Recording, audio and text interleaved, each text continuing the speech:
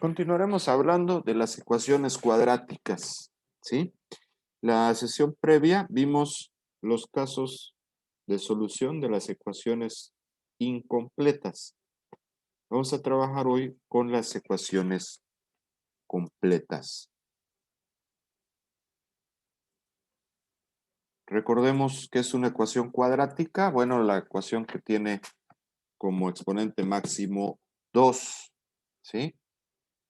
Sabemos que la ecuación cuadrática tiene esta forma cuando está completa, ax cuadrada más bx más c.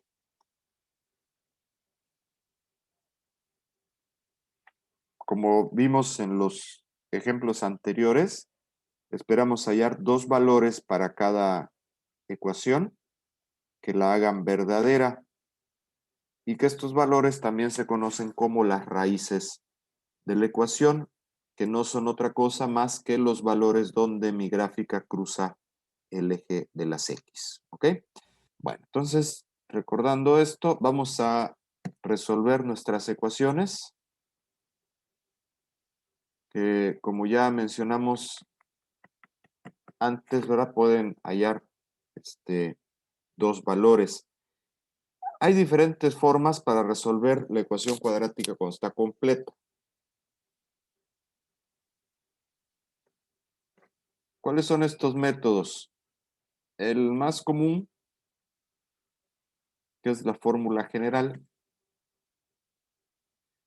aunque puede ser también a veces el más engorroso por los números, la cantidad de números y operaciones que tenemos que usar. Tenemos también la factorización, que son los que vamos a revisar el día de hoy. Y existen otros, como por ejemplo la división sintética, donde se trabaja únicamente con los coeficientes, pero esto ya no lo vamos a tratar. La fórmula general, todos recordamos desde la secundaria, nos enseñaron esta fórmula que cuando la vimos por primera vez se nos hizo enorme, ¿verdad? Se nos hizo impresionante. Después nos fuimos dando cuenta que, bueno, son simplemente algunas operaciones aritméticas que aplicar.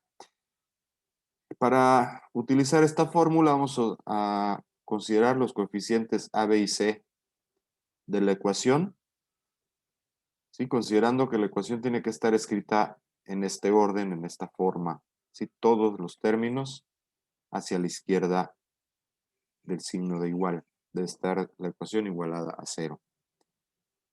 Si la ecuación cuadrática está incompleta, y esa es una pregunta que me hicieron en la clase pasada, podemos utilizar la fórmula general, ¿sí?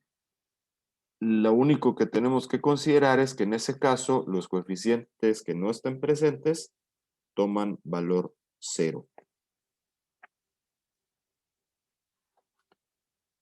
Dentro de nuestra fórmula hay una parte que se conoce como discriminante. Es la parte que está adentro de la raíz, ¿ok? O sea, el b cuadrada menos 4ac. Aquí me faltó la a, menos 4ac, ¿sí? Se conoce como discriminante. Este discriminante es importante porque si yo analizo el discriminante por separado, puedo anticiparme al tipo de soluciones que esperamos hallar de nuestra ecuación.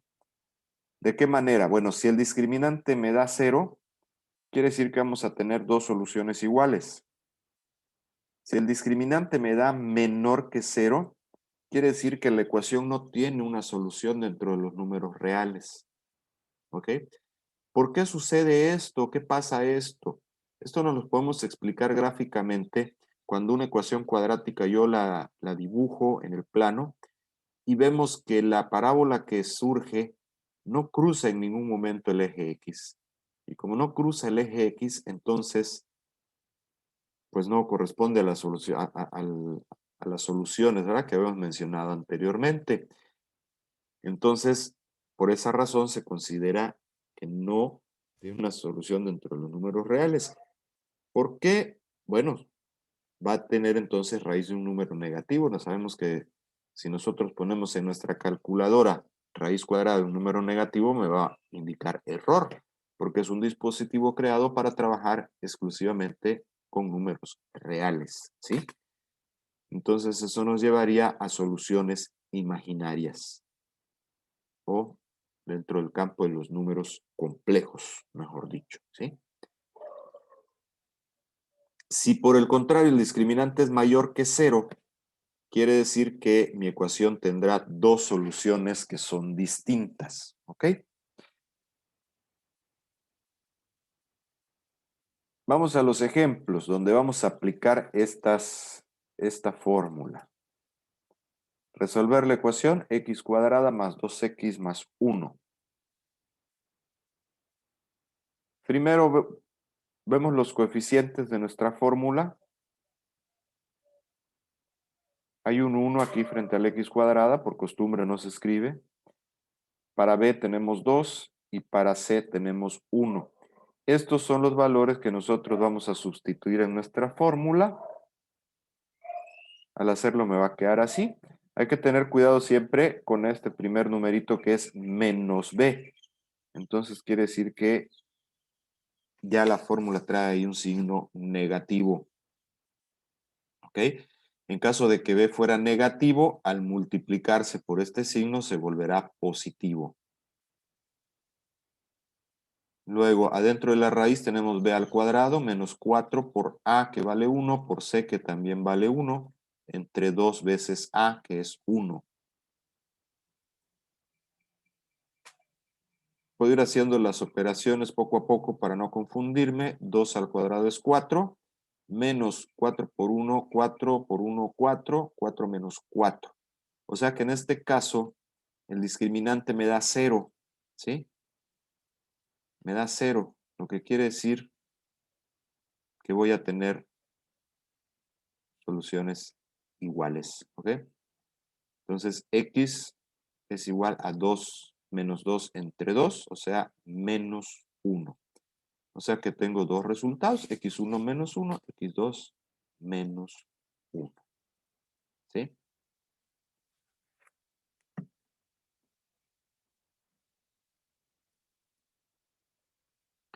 ¿Qué quiere decir? ¿Por qué el hecho de que sean iguales? Pues mi parábola, la única forma de que toque el mismo punto es cuando no cruza el eje, sino llega solamente a ese lugar, ¿no? Lo toca en ese lugar. Pero como lo toca desde el lado izquierdo y lo toca desde el lado derecho, entonces por eso decimos y seguimos manteniendo la condición de dos soluciones.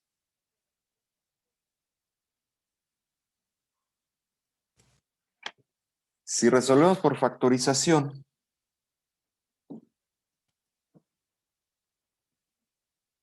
vamos a utilizar de nuevo, como hicimos en los ejemplos de la sesión previa, la propiedad del producto cero. ¿Sí? Entonces, si yo tengo, por ejemplo, esta ecuación x cuadrada más 6x más 9. Esta ecuación es fácil de factorizar porque es un trinomio cuadrado perfecto. ¿Cómo sabemos si es un trinomio cuadrado perfecto? Porque, bueno, la manera más fácil, cuando aquí hay 1 en el primer término, bueno, solo tengo que fijarme de los otros dos.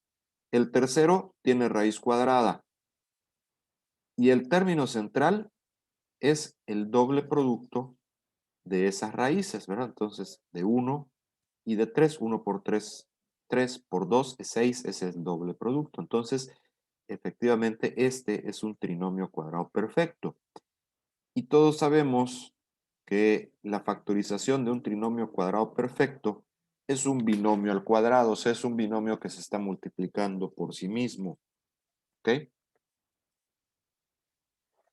Entonces yo lo puedo factorizar así. Como esto está igualado a 0, podemos utilizar la propiedad del producto cero y cada factor lo igualamos a 0. Despejando cada uno de ellos, vamos a observar entonces que tengo mis soluciones repetidas, que es el mismo caso del ejemplo anterior, donde también era un trinomio cuadrado perfecto.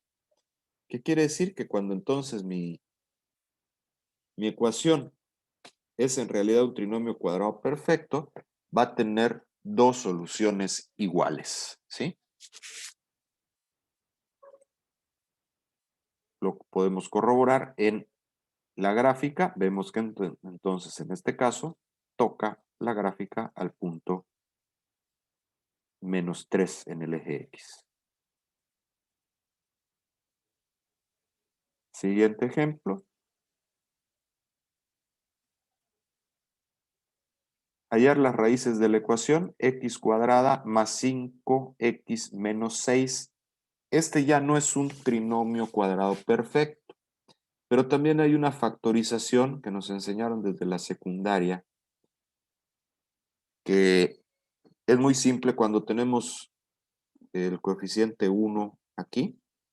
Es hallar dos números que multiplicados me den el 6 y que sumados me den el 5, ¿sí?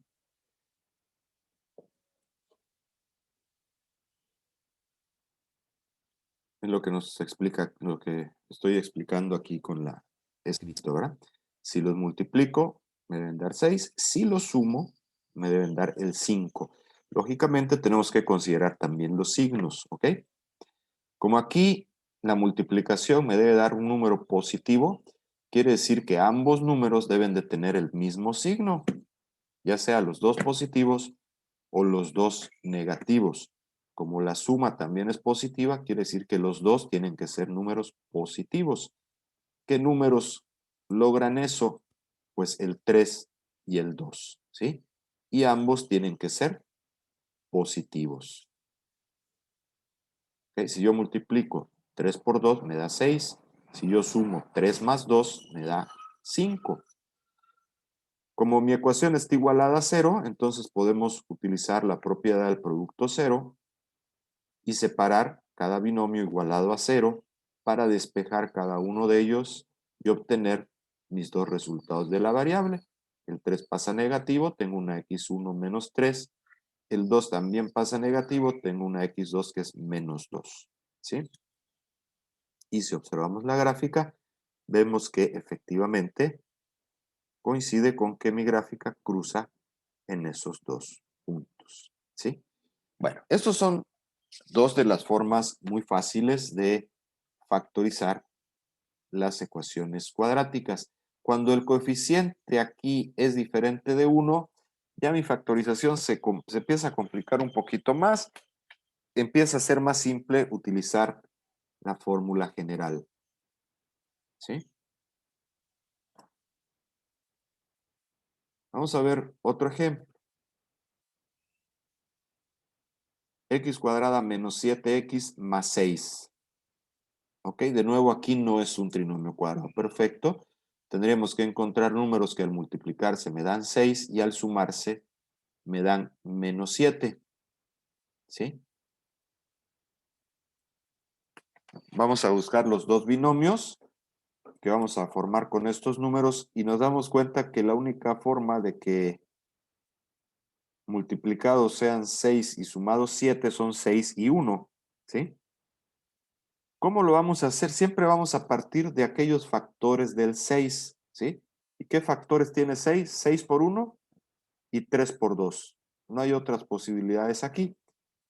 Si yo sumo o resto el 3 y el 2, o me da 1 o me da 5, ¿sí? Y en ese caso ya no se cumple con este 7. Entonces tenemos la posibilidad de 6 y 1. Si multiplico menos por menos me da más. 6 por 1 es 6. ¿Ok? Entonces se cumple la multiplicación. Menos 6 menos 1 me da menos 7, que es el término central. Entonces ya tengo mis dos binomios. Ya podemos hallar los dos resultados de la ecuación. Despejando cada uno de ellos, vamos a tener que entonces x1 es igual a 6 y que x2 es igual a 1. Si lo vemos en la gráfica, confirmamos, ¿sí?, que son los lugares donde cruza mi ecuación. Bien, creo que son todos los ejemplos.